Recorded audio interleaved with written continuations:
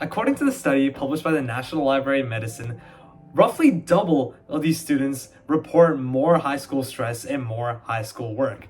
But what does this actually mean? Now, about a decade ago, what we can see is that more students took easier classes compared to that of today. And why is this? It's not because there was less hard classes offered back then. It's simply because more people had better aspirations. And if you don't believe me, there have only been 6 new AP level classes, also known as college level classes, that have been added in the last decade, and all of these classes are some of the easiest AP classes that you could take. So if we just take a random job, such as a doctor or a lawyer, what we can see is that about a decade ago, less people wanted to have these jobs, and therefore less people took these harder classes, leading to less reports of hard difficulty.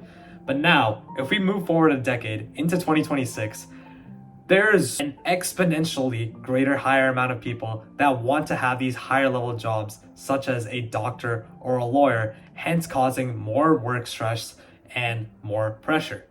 As a high school student, I can attest to this, as practically everybody that I know wants to have some insane job that pays them well over a 6-figure salary.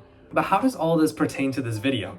Now, what I'm trying to say with this entire study is that more people are average. More people want these higher level jobs, and therefore, if you are a person in high school and you want a higher level job, you're just like everyone else that also wants this job. Now, what I just said doesn't mean that that's a bad thing at all. I also myself have a high aspiration, but what I'm trying to say is that more people are average now than they've ever been before. Here's the thing. It's not just about classes. It's also about simple things such as working out and lifting weights. Compared to that of a person a decade ago, before COVID and before anything else, the average person lifts so much more than whatever they did a decade ago. More people lift now than what they did a decade ago, and that simply shows that even more people are average. Nowadays, practically everyone just wants to be wealthy and successful. I think that the biggest fear that most people have nowadays is not being able to leave a lasting legacy. And the funny part is, even though most people are average in the fact that they want the same aspirations, the other thing is that even people that want to go above and beyond and push past these regular aspirations are also starting to become average, as more people are wanting to do that. But why are people so scared of this? Now, I've already explained that leaving a lasting legacy is probably a really big factor in why people are so scared to be average. But what else is there? Now, one of the most common factors is probably going to be your social circle and the people around you. You want people to see you as something more than just the average person.